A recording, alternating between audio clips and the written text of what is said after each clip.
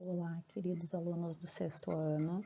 Estou aqui mais uma vez no nosso canal para trabalhar a disciplina de língua portuguesa com vocês. E a temática de hoje da nossa aula é a estrutura do texto narrativo. Nela eu vou explicar o conteúdo e as atividades da aula 7 e 8 que foram entregues essa semana, ok?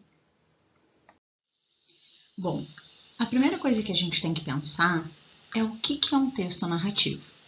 Sempre que nos deparamos com histórias, sejam de fatos reais ou imaginários, que tem a presença de personagens, de acontecimentos e a presença de um narrador, nós vamos estar diante de um texto narrativo, tipo textual narrativo, ok? O que é importante na aula de hoje? Vocês definirem quais são os elementos que constituem esse texto narrativo. E o texto narrativo vai ter 5 elementos principais.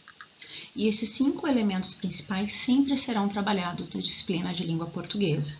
O primeiro deles é um narrador.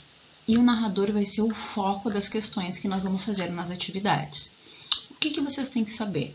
O narrador é aquele que conta a história. É aquele que vai apresentar os personagens, os fatos, os locais onde ocorrerão essas histórias, ok? Então, o narrador é um elemento muito importante. Depois, o outro elemento que nós temos são os personagens. Não podem faltar personagens numa história, não é? Então, nós vamos ter personagens principais, personagens secundários, e eles sempre estarão presentes num texto narrativo. Um outro elemento que a gente vai analisar é o enredo. O que é o enredo? O enredo são os desencadeamentos de ações que vão acontecendo na história. É como o texto vai se constituindo do início, no seu meio e no seu fim. Ok? Então, as ações que vão acontecendo, a gente vai dar o nome disso de enredo, ok? Outro elemento muito importante no texto narrativo são os espaços onde a história acontece. Esses personagens vão estar em algum lugar, praticando essas ações que fazem parte do enredo. Então, o cenário, o espaço onde eles acontecem também são muito importantes para um texto narrativo. E o último elemento, mas não menos importante, é o tempo da narrativa, né? E a gente pode pensar nesse tempo de duas formas.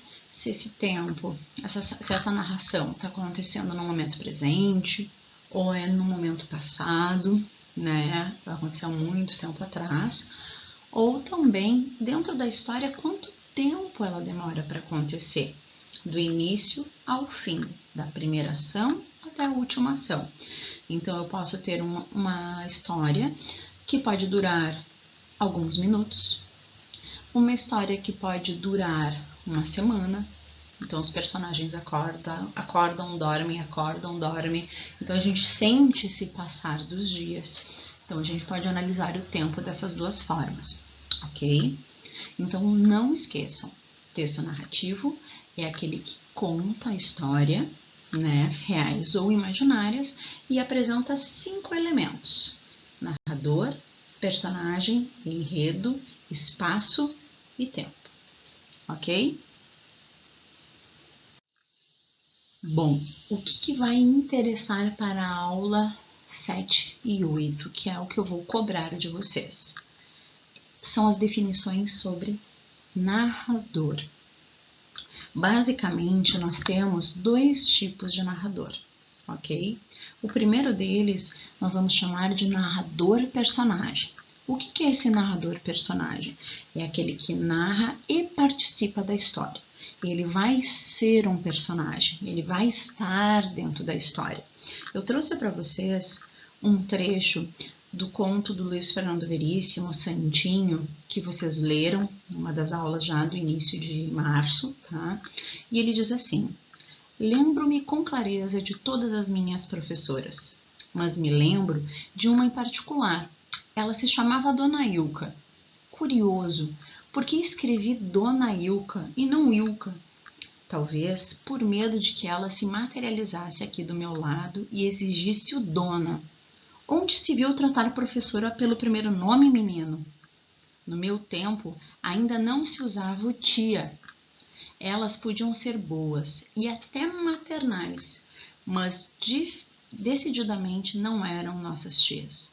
A dona Ilka não era maternal, era uma mulher pequena, comum, perfil de passarinho, um pequeno passarinho loiro e uma fera.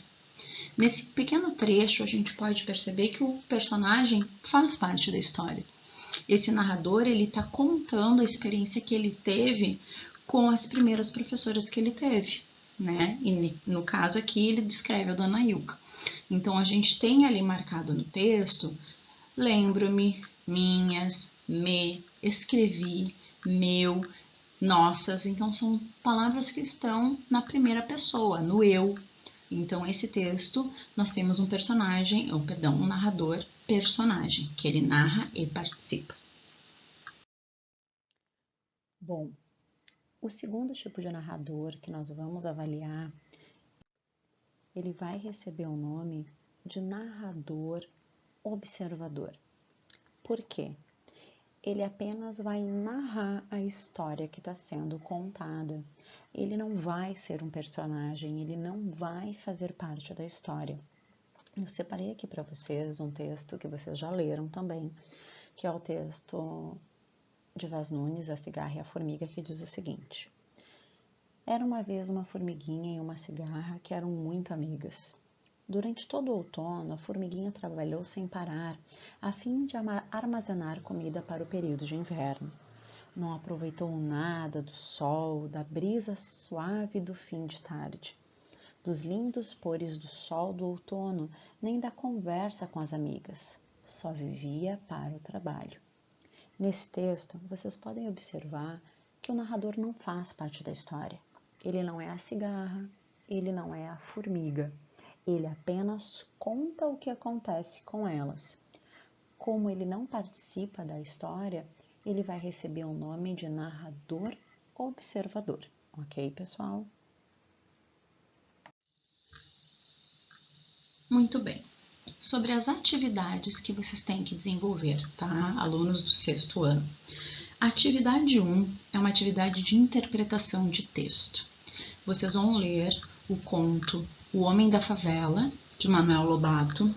Leiam com atenção, se possível 2, 3 vezes antes de responder as questões, tá? Lembrando, questões bem elaboradas, completas, frase inicia com letra maiúscula, finalizada com ponto final. Eu estou recebendo muitas atividades com frases mal feitas, mal elaboradas. Então, eu quero respostas bem feitas, completinhas, ok, pessoal? E as atividades 2 e 3 são exercícios de fixação da matéria sobre a sílaba tônica, tá?